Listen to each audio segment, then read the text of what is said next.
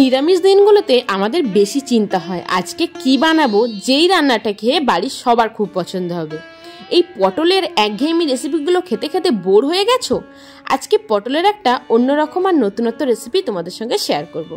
আজ বানিয়ে দেখাবো সম্পূর্ণ নিরামিষ পদ্ধতিতে দই পটল। তাহলে আমার সাথে পুরো রেসিপিটা তোমরা দেখতে থাকো। প্রথমে পটলগুলোকে এরমভাবে লম্বা লম্বা করে কেটে নিয়েছি আর মাঝখান থেকে একটা করে ফালি করে নিয়েছি। এবার কড়াইয়ের উপর সরষের তেল গরম করে নুন মাখিয়ে পটলগুলোকে দুই পিঠে লাল লাল করে খুব ভালো করে ভেজে নেব। আমি পটল ভাজার সময় হলুদের ব্যবহার করলাম না, সেক্ষেত্রে তেলটা কিন্তু একটু কালো হয়ে যায়। জাস্ট উপর থেকে হাফ চামচ নুন ছিটিয়ে দিলাম। এবার দুই পিঠে পটলগুলোকে একটু লাল লাল করে ভেজে নেব। তার আগে এরমভাবে নুন দিয়ে 5 মিনিট মতো ঢাকা দিয়ে দেবো, তাহলে কিন্তু অনায়াসে পটলগুলো নরম হয়ে যাবে। দেখতেই পেলে পটলগুলো কিন্তু খুব ভালোভাবে ভাজা হয়ে গেছে আর পটলগুলো সেদ্ধও হয়ে গেছে। পটলের সেই একঘেয়েমি তরকারি পোস্ত খেতে খেতে বোর লাগলে এরমভাবে সম্পূর্ণ নিরামিষ পদ্ধতিতে দই পটলটা বানিয়ে নিতে পারো। এটা বাচ্চা থেকে বড় সবারই খুব ভালো লাগবে। পটলগুলো ভাজা হয়ে গেছে, আরও 1 চামচ তেল দিয়ে এবার এই তেলের মধ্যে ফোড়ন দিয়ে দিলাম গোটা জিরে, আর দিয়ে দিলাম 3টে এলাচ আর অল্প একটু লবঙ্গ। খুব ভালো করে ফোড়নটা ভাজা ভাজা হয়ে গেলে একসাথে বেটে রাখা কাঁচা লঙ্কা, আদা আর টমেটোর পেস্ট দিয়ে দিলাম। খুব ভালো করে নাড়াচাড়া করে মশলাটা কিন্তু কষিয়ে নিতে হবে। ওইদিকে একটা কাপের মধ্যে 4 চামচ টক দই অল্প একটু নুন দিয়ে আমি ফেটিয়ে রেখেছি।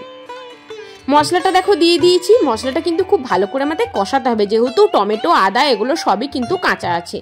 হাফ চামচ করে ধনে গুঁড়ো, জিরে গুঁড়ো, হলুদ গুঁড়ো আর কাশ্মীরি লঙ্কার গুঁড়ো এখানে অ্যাড করে দেবো। যেহেতু নিরামিষ রান্না একটু কালারফুল হলে দেখতে ভালো লাগে, তাই এখানে বড় চামচের 1 চামচ কাশ্মীরি লঙ্কার গুঁড়োটা আমি দিয়েছি। খুব ভালো করে নাড়াচাড়া করে মশলা কষিয়ে নেব। একদম গ্যাসের ফ্লেমটা লো করে কষাতে হবে, না হলে কিন্তু তলা থেকে লেগে যাওয়ার চান্স থাকবে। মশলা থেকে যখন তেল ছেড়ে দেবে এবার দেখো ফেটিয়ে রাখা টক দইটা দেব।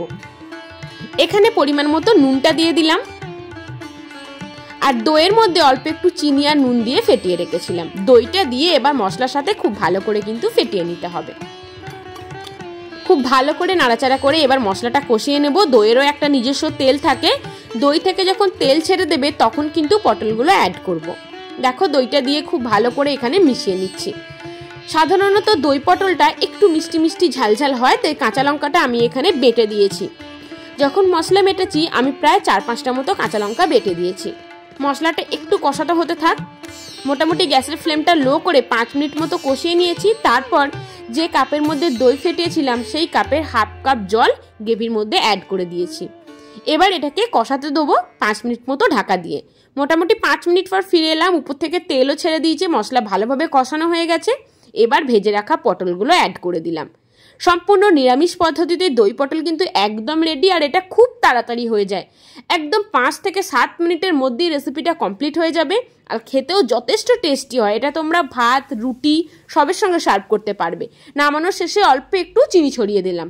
খুব ভালো করে সবকিছু একবার মিশিয়ে নিয়েছি। পটলের মধ্যে যাতে মশলাগুলো চলে যায় আর পটলগুলো খেতে টেস্টি হয়ে যায় সেই কারণে আরেকটু ঢাকা দিয়ে রাখবো। একদম উপর থেকে তেল ছেড়ে দিয়েছে, দেখতে যতটা কালারফুল হয়েছে ভালো হয়েছে, ততটাই খেতে টেস্টি হয়েছে। একদম শেষ পর্যায়ে রেসিপি চলে এসেছি। নামাবার আগে কিন্তু হাফ চামচ গরম মশলা গুঁড়ো ছড়িয়ে খুব ভালো করে মিশিয়ে দেবো। দই পটল আমাদের একদম রেডি হয়ে গেছে। যে কোনো নিরামিষ দিনে এই রেসিপিটা অবশ্যই বানাও, বানিয়ে খেও আর আমাকে কিন্তু কমেন্ট সেকশনে অবশ্যই জানিও তোমাদের কেমন লাগলো। ভালো লাগলে লাইক করো, চ্যানেলটা সাবস্ক্রাইব করে আমার পাশে থেকো। Thank you.